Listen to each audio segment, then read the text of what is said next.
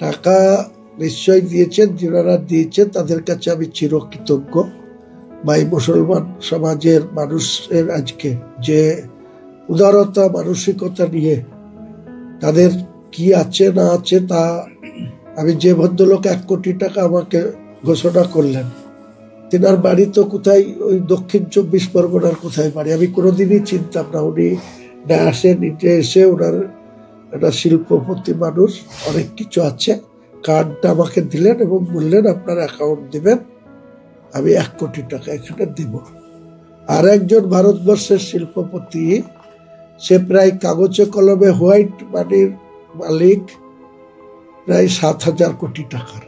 তিনি আমাকে সকাল 10টার সময় ফোন করে বলেছেন যে আপনি আমার নাম করবেন না, কাউকে প্রচার করবেন না, আমি আপনার এই মসজিদের ফান্ডে 80 কোটি টাকা দেব। কাজে এইভাবে যে মুসলমান আগিয়ে আসবে আমি নিজেও ভাবতে পারিনি।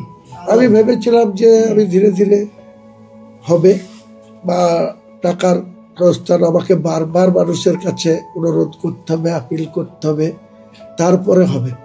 আজকে যেভাবে মানুষ সাড়া দিয়েছে তাতে আমার এই যে হসপিটাল